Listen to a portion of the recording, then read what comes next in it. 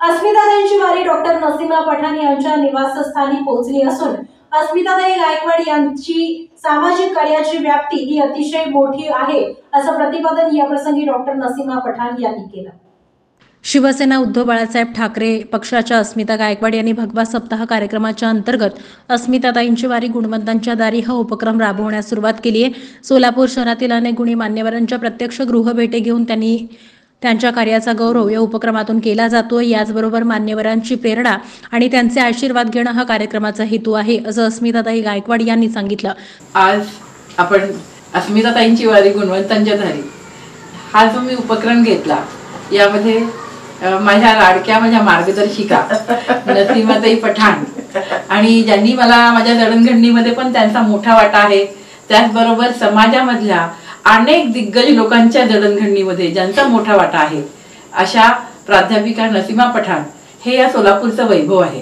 आणि खरोखरच म्हणजे त्यांनी आतापर्यंत अनेक विद्यार्थी अनेक दिग्गज विद्यार्थी घडवले, त्याचबरोबर अनेक समाजामधल्या अनेक लोकांसाठी त्या एक उदाहरण आहेत की असं असतं काही माणसं असतात की ती समाजामध्ये आदर्श ठरतात आणि अतिशय आदर्श कार्य त्यांचं आहे की जे बघून अनेक साहित्यिक त्यांनी घडवले, अनेक साहित्यिक त्यांचं अजूनही मार्गदर्शन घेतात आणि समाजामध्ये जे जे काही चांगलं करता येईल ते करण्याचा त्यांचा मानस आहे।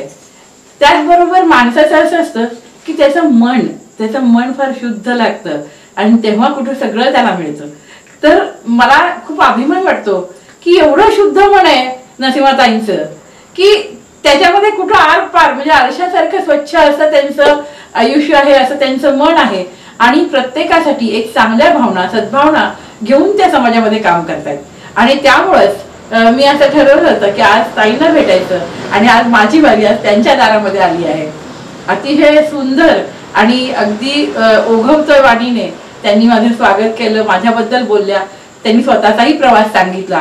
खरोखरच ताई तुमच्यासारखे गुणीजन तुमच्यासारखी गुणवंत माणसं समाजामध्ये आहेत आणि त्यामुळेच समाज किती जरी वाईट असलं तर चांगलं त्याच्यावर मात करून जातं आणि त्यामुळे समाजामध्ये काही वाईट घडत असलं तरी तुमच्यासारख्या चांगल्या माणसांमुळे हा समाज खूप चांगल्या पद्धतीने घडतोय आणि त्याची जडणघडण खूप चांगल्या पद्धतीने होतीये। मी पहिल्यांदा तुमचं खूप खूप आमच्या या कार्यक्रमात स्वागत करते। त्याचबरोबर मी तुम्हाला खूप खूप धन्यवाद सुद्धा देते की तुम्ही आम्हाला वेळ दिला, तुम्ही एवढ्या सगळ्या वृत्तपत्रांमध्ये लिहिताय, तुमच्या तुकारामांवर लिहिताय, संत ज्ञानेश्वरांवर लिहिताय, संत नामदेवांवर लिहिताय, अशा संतांच्या सगळ्या लेखणीतून आज तुम्ही आम्हाला तुमच्या असा व्यस्त वेळ आम्हाला दिलात आणि अस्मिता विजनची आमची पूर्ण टीम आज आम्ही तुमच्याकडे आलो आणि आमचं अतिशय प्रेमाने तुम्ही स्वागत केलं, त्याबद्दल मी तुमची मनपूर्वक ऋणी आहे। आणि तुमचं मार्गदर्शन हे कायम आमच्यासाठी हवंसं आहे। आम्ही दोघंही म्हणजे माझे पती ॲडव्होकेट गायकवाड आणि मी आम्ही दोघंही तुमचे मोठे फॅन आहोत, बिग फॅन। त्यामुळं असेच आपले ऋणानुबंध कायम राहू देत आणि आपले आशीर्वाद माझ्यावरती सतत, माझ्या परिवारावरती, आमच्या अस्मिता विजनवरती सतत आपले आशीर्वाद असेच राहावेत अशी तुळजाभवानी चरणी प्रार्थना करते आणि थांबते। जय हिंद, जय महाराष्ट्र। सोमवारी सायंकाळी 7 वाजता अस्मिताताईंची वारी ही थेट ज्येष्ठ समाजसेविका, साहित्यिका, प्राध्यापिका डॉक्टर नसीमा पठाण यांच्या निवासस्थानी पोहोचली। यावेळी अस्मिताताईंच्या शुभ हस्ते त्यांचा शाल, पुष्पगुच्छ आणि सन्मानपत्र देऊन सन्मान करण्यात आला।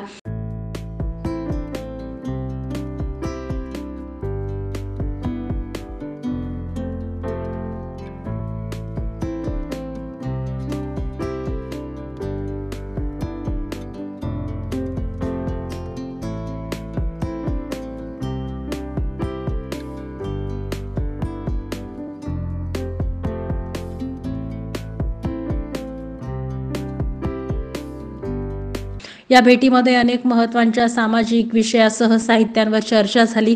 यावेळी नसीम पठाण यांनी साहित्य समाजाला समृद्ध करणारं महत्त्वाचं माध्यम, तुम्ही आमच्यासारख्या साहित्यिकांना अशा छोट्या कार्यक्रमातूनही हत्तीचं बळ देत आहात असं सांगून हा उपक्रम निश्चितच अत्यंत स्तुत्य असल्याचं त्यांनी सांगितलं। दर्शको नमस्कार। अस्मिताताईंची वारी गुणवंतांच्या दारी या उपक्रमांतर्गत आज आपण सोलापुरातील सुप्रसिद्ध त्या साहित्यिका, कवयित्री डॉक्टर प्राध्यापिका नसीम पठाण मॅडम यांच्याकडे आज आपण आलेलो आहोत। सोलापुराच्या साहित्याच्या जडणघडणीमध्ये मॅडमचं खूप मोठं योगदान आहे हिंदी साहित्य असेल, उर्दू आणि त्याचबरोबर मराठी या सगळ्यांमध्ये मॅडमचं खूप मोठं योगदान आहे.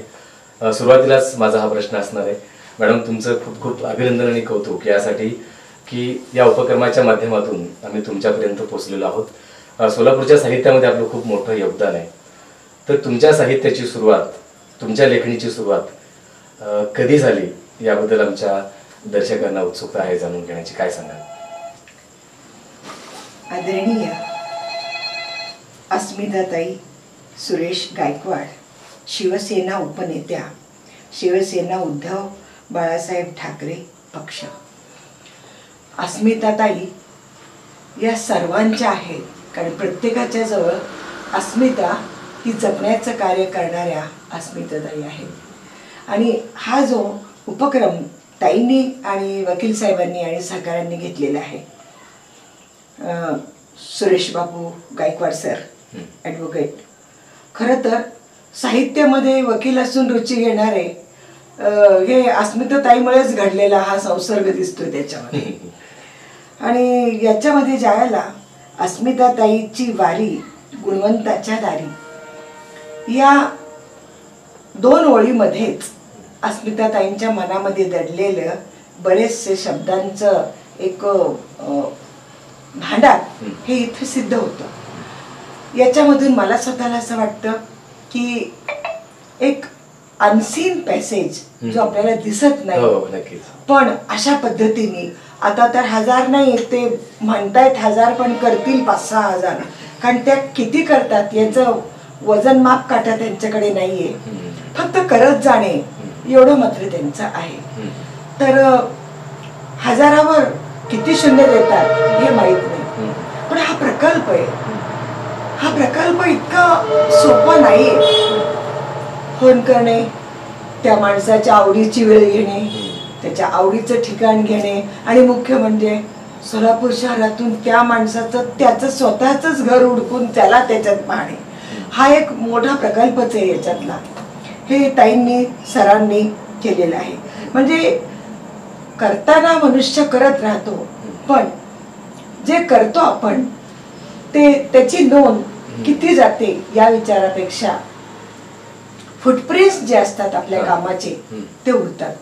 अस्मिताताई या खूप लहान वयात खूप मोठ्या पदावर गेल्या, खूप मोठा मार्ग त्यांनी आक्रमण केला आणि करत आहेत. यापुढे पण भविष्यासाठी खूप मोठी वाटचाल त्यांची होणार आहे. हे पुन्हा पुन्हा सांगण्यात अर्थ नाहीये, रोज त्यांची वाटचाल आहेच, त्यांची वारी प्रत्येक क्षेत्रामध्ये आहे, हे विसरता येणार नाही आपल्याला. मला असं नेहमी वाटतं की हे कसं बरं, हे जमतं तरी कसं, हे जमतं मोजक्या लोकांना.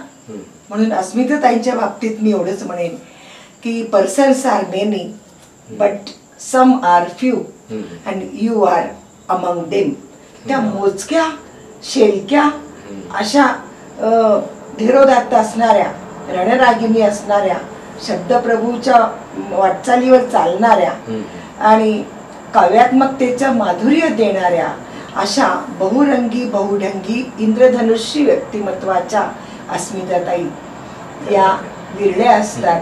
आणि म्हणूनच पर्सन्स आर मेनी बट अस्मिताताई त्याच्यामध्ये या वेगळे आहेत. आता याबद्दल यांनी इथे सन्मानपत्र, शाल, गुच्छ हे सारं दिलं, पण हे जे फुटप्रिंट्स आहेत ते याच्यासाठी की करीत राहावं, त्याच्यामध्ये आपण त्याची अपेक्षा न करता दरवेळेला आपण हाच विचार करतोय की अनेक वर्ष आपण करतोय आणि करत राहतो. हे कुणाच्या बळावर? तर ज्या वेळेला ताईंच्या सारखी माणसं घरी येतात, भेटतात, बोलतात, सांगतात आणि आपण काय करतो याची आठवण आपल्यालाच करून देतात. हे त्यांच्या आठवणीत असतं.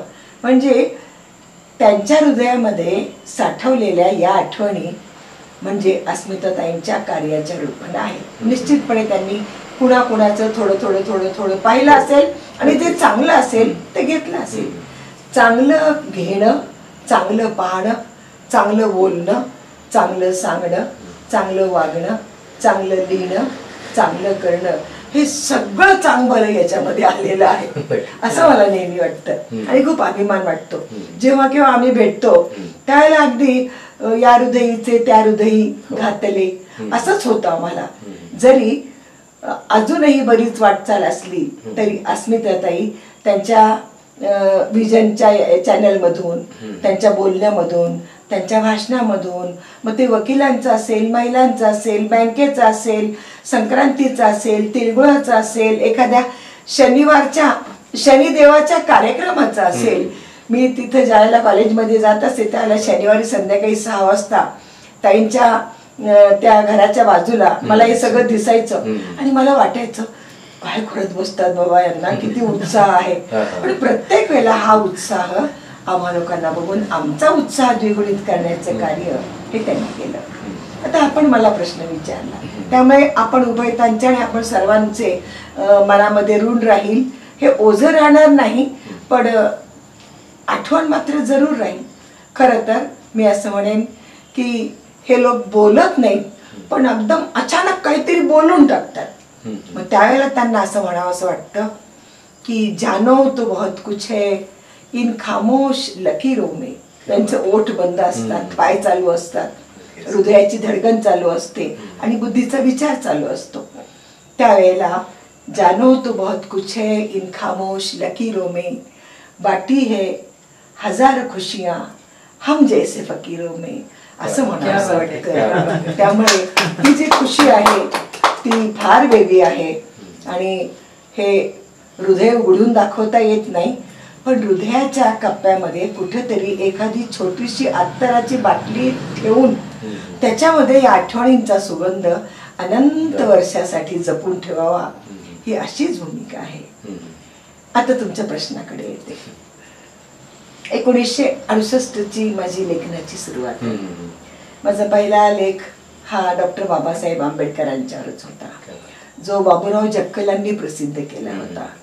आणि माझे वडील खानसाहेब एम के पठाण हे retired deputy collector, Padmashri Yumo Pathan, त्यानंतर रियाज पठाण IAS, युनुस खान कोऑपरेटिव्हचे पठाण, त्यानंतर शुगर फॅक्टरीचे डायरेक्टर हारून खान पठाण आणि दारूबंदी अधिकारी अफजल खान पठाण आणि सोलापूरचे प्रसिद्ध अधिकारी बशीर कोतवाल माझे मेहुणे आणि युनियन एज्युकेशन सोसायटी जी आहे महिला, सोलापुरातलं महिलांचं पहिलं कॉलेज मुस्लिम महिलांचं.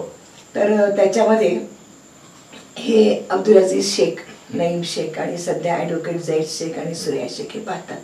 ह्या सगळ्यांना मी बघते पण प्रत्येकाची दृष्टी वेगळी. जशी की या सगळ्यांची वेगळी तशी अस्मिताताईची वेगळी, सरांची वेगळी. हे वेगळं पण शोधून काढण्यासाठी म्हणून अंतर्दृष्टी लागते, ती अस्मिताताईंना लाभलेली. आणि मुख्य म्हणजे कधी कुठल्याही असा अभिमानाचा जरासा पण लवलेश कुठेही भेटत नाहीये. डाऊन टू अर्थ जो असतो तो आकाशाला गवसणी घातल्याशिवाय राहत नाही, हेही तितकंच खरं आहे. आणि ताईंच्या बाबतीत तर फारच आहे. मला तर वाटतं आजची सत्कार मूर्ती अस्मिताताईच आहे त्या जरी तिथे असल्या. कारण इतरांचं मोठंपण कबूल करायला मन मोठं लागतं, ते त्यांच्या जवळ आहे, सरांच्या सहकार्याने आहे आणि हे चाललेलं आहे. मग त्यानंतर खूपसं केलं, लिखाण केलं, 40-50 पुस्तकं झाली, लेखन झालं.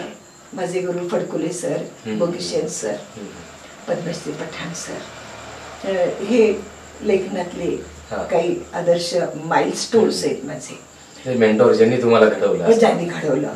माझे आई वडील अम्माजी आणि रावसाहेब, ते माझे आई वडील.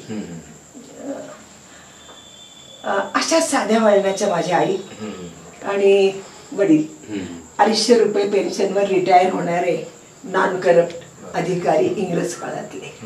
आजपर्यंत त्या घराण्याने तोच वारसा जपला. पण आई माझ्या लग्नाच्या नंतर शिकल्या, त्या करमाळ्याच्या डॉक्टर शेख उस्मान यांच्या मुलगी. आणि माझी आई कुलसुंबी त्या एडनच्या आजी, आईच्या आई. म्हणजे त्या काळात त्यांनी कुलसुंबी डॉक्टर शेख उस्मान शेख यांनी त्या काळात महिला मंडळ, शिक्षण, दुपारी बोलणं, उद्योग करणं, हे असे सगळे. त्यामुळे उर्दू, फारसी, अरबी या गोष्टी येत गेल्या आणि कळत न कळत त्याचा संपर्क आम्हाला पण राहिला त्याच्यामधूनचा. पण खर तर मराठी भाषेवर हे प्रभुत्व येण्याचं कारण म्हणजे आम्ही सगळे मराठीतच घडलो आणि मराठीमुळे घडलो.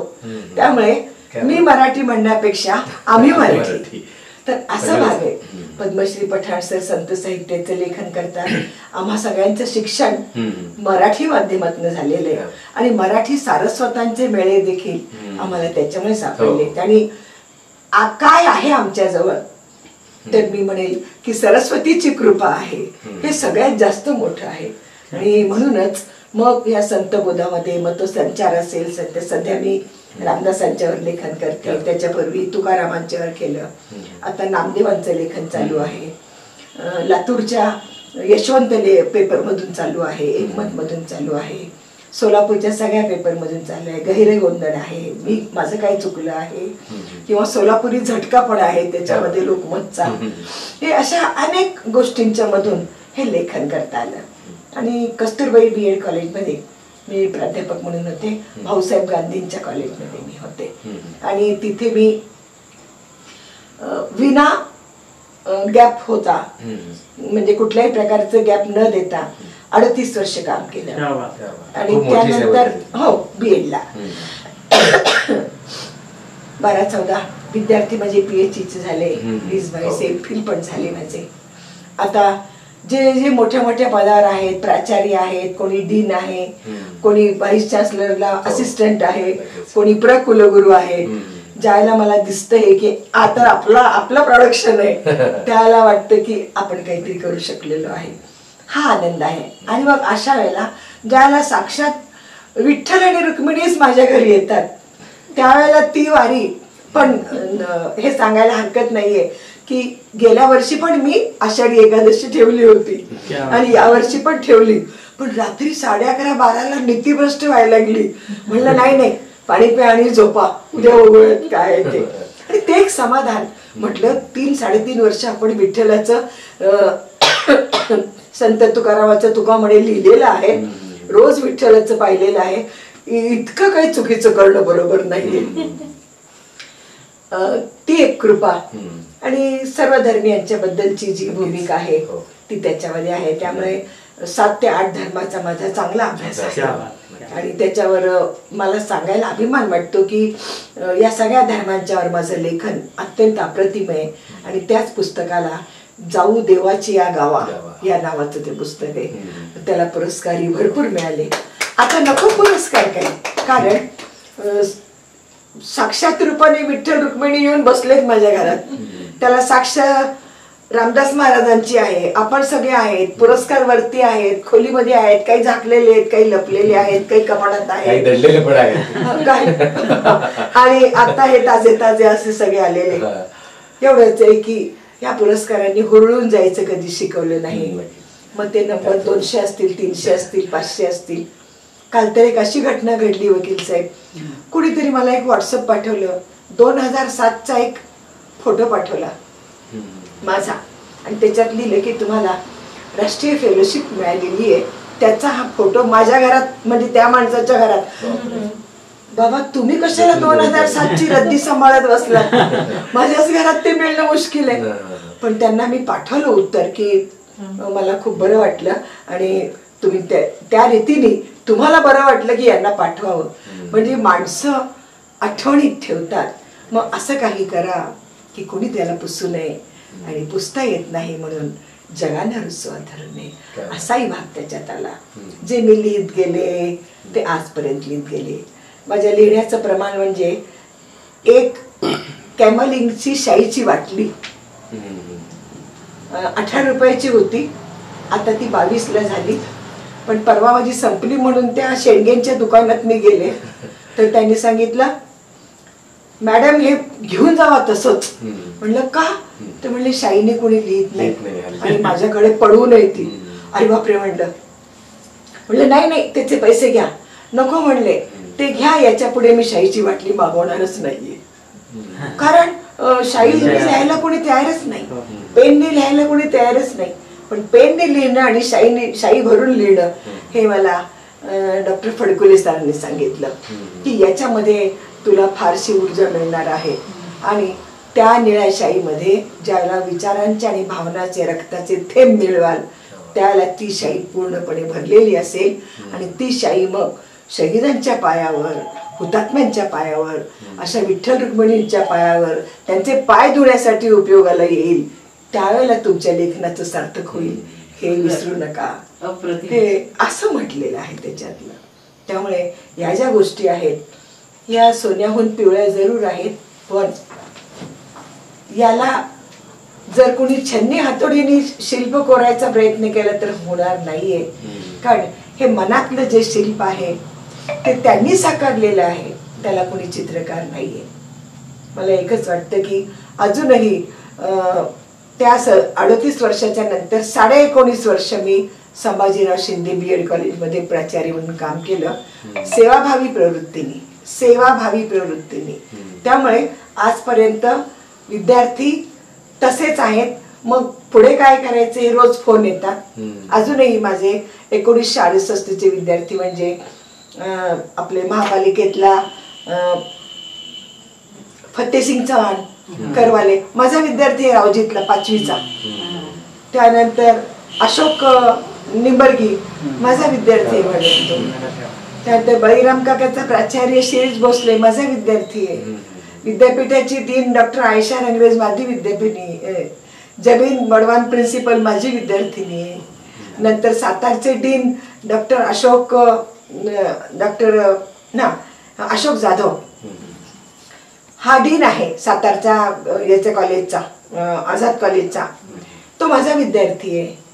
त्यानंतर ते साळुंके म्हणून होते पोलीस विभागामध्ये, ते माझे विद्यार्थी आहेत. अनेक विद्यार्थी अनेक तुमच्या आपल्या महापालिकेचं कर तर करणार आहे, पण पठ्ठ्यानं 5 पैसे कमी केले नाही. ते म्हणले मॅडम नितीन तुम्ही शिकवलेले तो वागवान ग बाई.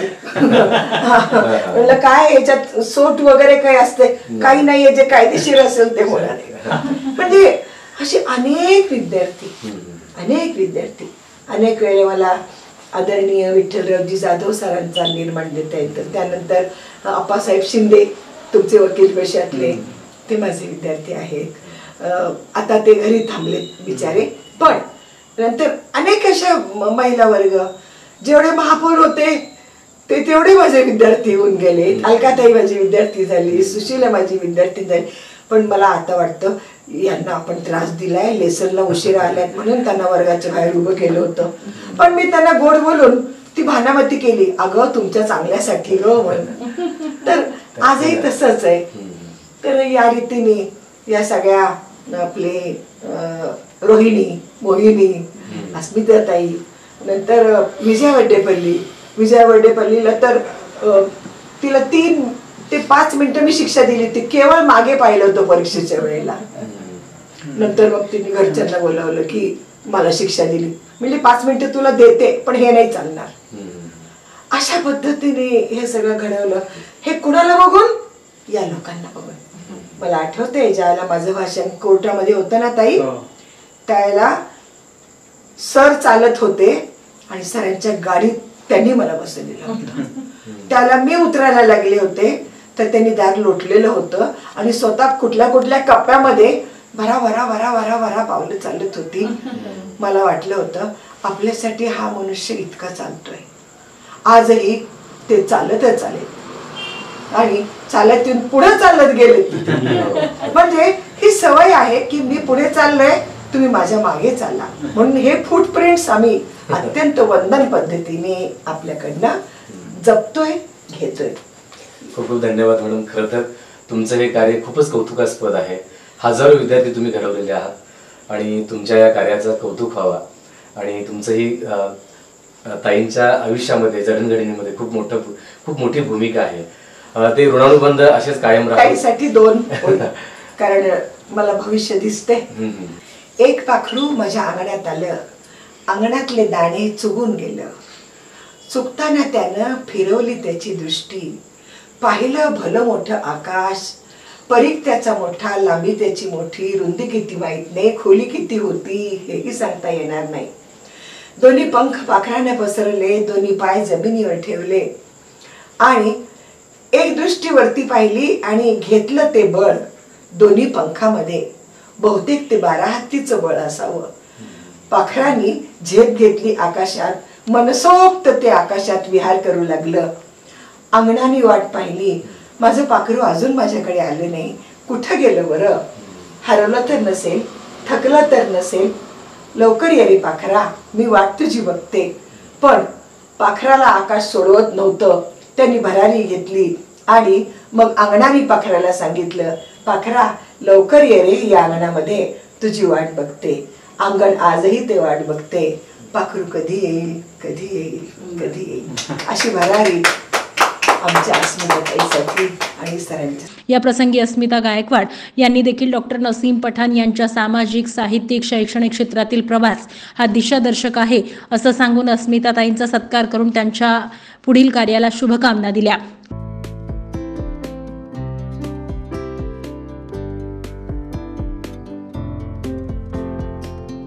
यावेळी ॲडव्होकेट सुरेश गायकवाड, प्रियंका वाघमोडे, प्राध्यापक सुमित गाडेकर, सुरेश काळंगे, प्राध्यापक प्रसन्न घवाने उपस्थित होते.